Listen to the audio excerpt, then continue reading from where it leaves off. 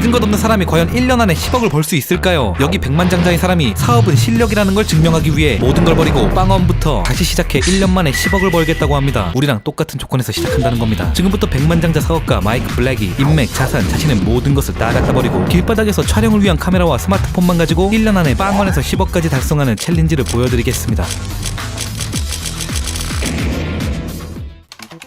1일차입니다. 정말 길바닥이네요. 긴장을 해서 그런가 그는 목이 타는데도 돈 한 푼도 없어서 국어를 통해 물 한 잔을 얻어 먹습니다. 물은 그렇다 치고 식사는 어떻게 하고 잠은 어디서 잘까요? 다행히 스마트폰이 있기에 그는 바로 크레이그리스트에 잘 곳이 없다고 글을 올립니다. 여기서 크레이그리스트란 미국의 당근마켓이라고 생각하면 됩니다. 생각보다 연락이 꽤 왔는데 변태드립니다. 순간 멘탈이 나갔어요. 그는 후회도 해봅니다. 1일차부터 잘 안 풀릴 것 같다는 느낌이 온 거죠. 머리가 복잡하기에 일단 그는 걸었습니다. 그렇게 시간이 흐르고 밤 11시 그는 벤치에 앉아 노숙을 할 계획을 세우죠. 그런데 그때 다행히 크레이그리스트에서 이삭이란 남자가 며칠간 자신의 소파에 재워줄 수 있다고 마이크에게 연락을 해줍니다. 이번엔 변태 아닙니다. 안도하는 마이크. 16km 떨어진 거리에서부터 마이크를 데리러 이삭이 찾아옵니다. 이삭은 마이크에게 음식도 제공해줬고 자신의 집으로 데리고 갔습니다. 캠핑카 같은 특이한 집이었어요. 마이크는 그의 집에서 개운하게 샤워도 했고 물론 옷은 입던 거 입었고요. 자신을 도와준 이삭에게 큰 감동과 고마움을 느끼며 그렇게 1일차가 마무리됩니다.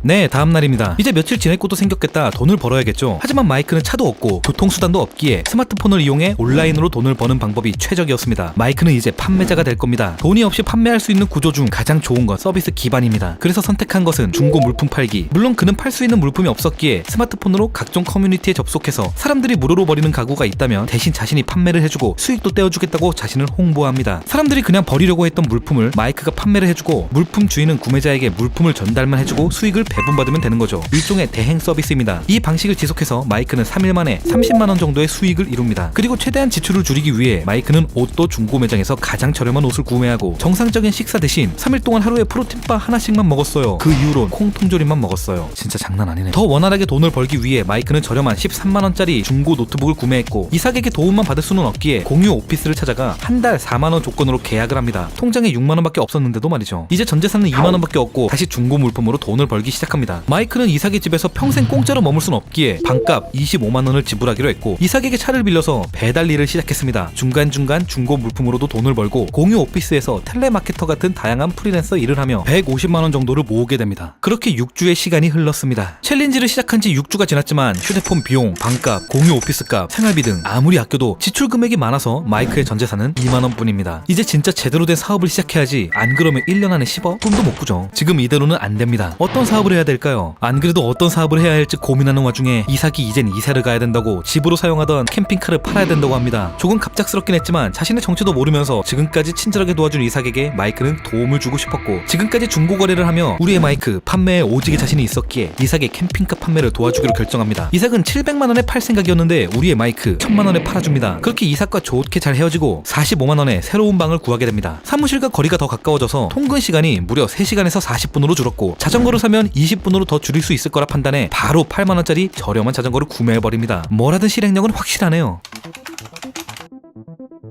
9주차가 되었습니다. 이젠 진짜 사업을 해야 되는데 기본적으로 사업은 시스템화가 되어야 합니다. 회사 대표는 성장에 집중하고 실행은 직원, 인재들에게 인계하는 시스템을 갖추어야 하죠. 마이크는 고민 끝에 빠르게 성장할 확률이 높은 온라인 사업을 시작하기로 결심합니다. 하지만 마이크는 너무 많은 일을 하고 있기에 사업을 실행할 시간이 없었어요. 그래서 마이크가 생각한 것은 자신이 프리랜서로 일하고 있던 소셜미디어 관리직 일을 사업으로 전환하는 것입니다. 프리랜서에서 에이전시로 바꾸는 거죠. 마이크는 알바 개념으로 시급을 받으며 소셜미디어 일을 하고 있는데 이를 리테이너 방식으로 전환해서 한 달에 250만원 이상의 돈을 선입금 받고 그 돈으로 자신의 일을 대신할 프리랜서를 고용한다면 마이크는 직접 일을 하지 않아도 150만원의 고정 수입이 생기게 됩니다. 그리고 무엇보다 사업을 할 시간도 생기는 거죠. 마이크는 그렇게 클라이언트에게 연락을 해 프리랜서 방식이 아닌 월 250만원의 리테이너 모델로 일하는 방식으로 바꿀 것을 제안합니다. 마이크는 이 방식으로 바꾸면 소셜미디어 콘텐츠를 더 늘릴 수 있다는 매력적인 제안을 했고 클라이언트는 그동안 마이크가 성실하게 일한 모습을 생각해 기꺼이 그 제안을 수락합니다. 이제 마이크는 250만원을 선입금 받는 시스템을 만들었기에 자신이 했던 일을 대신해줄 프리랜서를 고용해서 사업에 집중할 수 있는 시간이 생겼어요. 미친 실행력으로 정말 알바에서 에이전시가 되어버렸네요. 이제 이런 식으로 클라이언트를 늘려가면 고정 수입을 더 많이 얻을 수 있을 겁니다. 그렇게 마이크는 클라이언트들에게 자신의 가치와 성실함을 어필하며 노력했고 두 번째 클라이언트의 계약까지 따내 이제 매달 300만원의 고정 수입이 나오게끔 시스템 구축을 완료합니다. 모든 일이 잘 풀려 어느새 800만원까지 모였네요. 에이전시 쪽은 자리를 잡았기에 마이크는 이제 본격적으로 온라인 사업을 시작할 겁니다. 마이크는 현재 현금으로 800만 원이 있고 사업 시작 자금으로는 굉장히 적기에 직원을 뽑더라도 계약직으로만 뽑고 이후에 상황이 좋아지면 전문 직원을 구하기로 계획을 세웁니다. 일단 아이템을 정해야죠. 마이크는 농산물 시장에 갑니다. 그곳에 있는 사람들은 마케팅에 능숙하지 않고 온라인 판매 방법도 모르는 사람이 많죠. 그렇게 직접 뛰어다니며 온라인으로 판매할 만한 괜찮은 아이템을 찾아다녔고 정말 멋진 커피 공급업체를 발견합니다. 원두의 질도 좋고 무엇보다 맛이 좋았기에 이 커피에 자신이 만든 브랜드를 붙여서 온라인 판매를 한다면 반드시 성공할 수 있다고 생각합니다. 그렇게 커피 제조사를 구하고 아이템을 커피로 정했습니다. 하지만 그냥 평범하게 온라인 판매를 한다고 해봤자 사람들의 관심을 끌기 힘들기에 괜찮은 아이디어가 없을까 고민을 했어요. 당시 대통령 선거 시즌이 다가오던 시기였기에 트럼프와 바이든 커피라는 주제로 선거 시즌에 맞춰 커피를 판매할까도 생각해보고 별의별 생각을 해봤지만 뭔가 좀 부족한 것 같아요. 하지만 때마침 예전에 여자친구가 유기견 센터를 운영하는 꿈이 있었다는 걸 떠올리게 됩니다. 그래서 마이크는 강아지 애호가를 위한 커피를 만들어야겠다 생각합니다. 커피의 매출 1%를 유기견 센터에 기부하는 방법인 거죠. 그렇게 홍보를 하고 커피를 판매한다면 분명 강아지 애호가들은 관심을 모일 겁니다. 그렇게 아이디어도 정했고 이젠 본격적인 판매를 준비를 해야 됩니다. 사업에서 구매 전환율을 더 높이기 위해선 신뢰가 필요하죠. 그렇기에 웹사이트를 제작해야 합니다. 하지만 앞서 말했듯 마이크는 자금이 부족하기에 웹사이트 제작, 디자인 등등 대부분의 작업은 저렴한 프리랜서를 구해서 진행했고 제품 메인 이미지도 전문 카메라가 아닌 자신이 가지고 있는 아이폰으로 촬영, 심지어 상품 포장은 직접 하기로 결정하죠. 심지어 스티커 회사에 작업을 맡기는 비용은 80만 원인데 그 돈을 아껴 아예 스티커 프린터를 구매합니다. 이제 마이크는 커피 포장지에 자신이 직접 스티커를 붙이면서 프리랜서로 고용한 직원이 웹사이트를 완성할 때까지 기다리면 됩니다. 창대해질 사업을 위해 시작은 이렇게 미약한 법이죠. 사실 마이크는 사업 준비를 하는 와중에도 방이 많은 렌트하우스를 구해서 각 방을 하나씩 일정 비용을 받고 재임대해서 고정 수입을 만들어 놓을 계획을 세웠었어요. 임차인에서 임대인으로 전환하는 거죠. 마침 마이크는 렌트비 260만 원에 방 4개짜리 집을 발견하게 되었고 120만 원에 각 방을 렌트해 220만 원의 고정 수입을 또다시 만들어냅니다. 모든 것이 다 잘 됩니다. 매달 고정 수입도 확보해놨고 적은 자금으로 시작한 사업 준비도 너무 잘 되고 있어요. 하지만 꼭 이런 순간에 어째서 시련이 찾아오는 걸까요? 마이크는 자신의 아버지가 대장암 4기라는 소식을 듣게 됩니다. I can always do this stupid project. 충격받은 마이크는 이 프로젝트를 계속해야 되나 고민합니다. 가족이 가장 중요합니다. 아버지는 항암 치료를 시작했고 마이크는 모든 의지가 꺾여갔지만 아버지는 마이크가 프로젝트를 이어가길 바랬습니다. 고민 끝에 마이크는 프로젝트를 이어가는 대신 아버지와 많은 시간을 보내기 위해 아버지가 살고 계신 곳으로 이사를 갑니다. 팀원들은 모두 그를 이해해줬고 미팅은 온라인으로 진행하기로 결정합니다.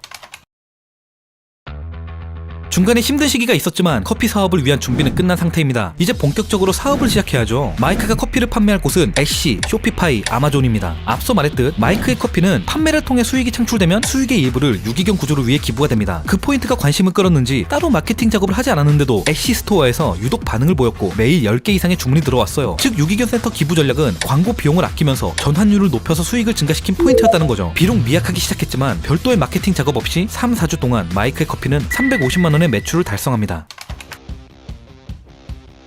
마이크는 사람이 자신의 커피에 어느 정도 관심이 있는지 파악은 했어요. 이제 매출을 더 올려볼 건데 가장 쉽게 매출을 2-3배 올리는 방법은 소비자들이 재구매하도록 만드는 것이죠. 그렇기에 가장 좋은 선택은 구독 시스템을 도입하는 겁니다. 마이크는 자신의 커피가 맛도 훌륭하고 강아지 애호가들에겐 확실하게 자리를 잡을 수 있다고 판단했기에 커피 구독 서비스를 준비합니다. 스타벅스처럼 자신의 커피의 매니아층을 만들고 페이스북 그룹을 만들어 커뮤니티까지 구축할 계획을 잡죠. 이젠 본격적으로 브랜딩 마케팅도 시작할 겁니다. 틱톡을 통해 진행할 건데 강아지 애호가를 위한 커피답게 강아지 구조에 대한 사용과 비전에 관한 영상을 공유했고 그렇게 올린 첫 번째 영상은 13만 조회수를 이루어냈고 3,200명의 팔로우까지 만들어냈죠. 앞서 말했던 마이크는 예산이 거의 없어요. 그렇기에 수많은 인플루언서나 크리에이터를 고용해서 광고의 노출수를 높이는 방법은 활용할 수가 없기에 직접 컨텐츠를 계획하고 만들기로 결정합니다. 그렇게 마이크는 커피 레시피, 커피 로스팅 방법, 강아지 영상 등등 다양한 주제로 영상을 만들었어요. 촬영도 그냥 휴대폰으로 했고요. 무엇보다 첫 3초의 관심을 끌 수 있게 포인트를 잡고 그 이후도 컨텐츠의 재미를 유지시키며 광고 티가 나지 않게끔 만들어서 접근성을 높였죠. 그리고 인스타그램에는 자신이 촬영한 커피 이미지랑 그래픽 이미지 등등 영상과 혼합하여 게시해 브랜딩의 홍보에 집중했습니다. 그렇게 다양한 컨텐츠를 만들었고 유튜브, 페이스북, 틱톡, 인스타 등 마이크는 자신의 커피가 가진 매력을 시청자들에게 끝없이 어필했습니다. 그리고 2달이 지났죠.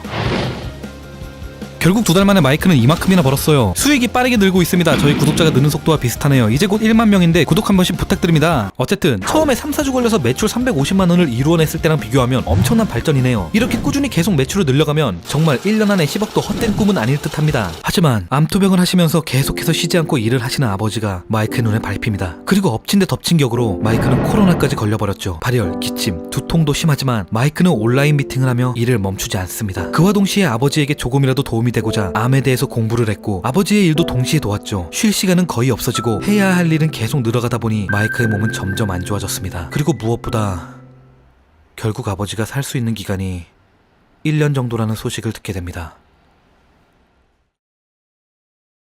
마이크는 결국 챌린지를 종료하게 됩니다. 챌린지 기간 10개월. 마이크는 빵원인 상태에서 맨 땅에서부터 9천만 원의 수익을 이루어냈습니다. 마이크는 이번 챌린지를 하면서 가족의 소중함 그리고 건강이 가장 중요하다는 것을 깨달았죠. 마이크는 일단 자신의 건강을 회복하는 것에 집중을 한다고 했고 그렇게 우리에게 마지막 인사를 건넸습니다. 마이크는 결국 챌린지를 실패한 거죠.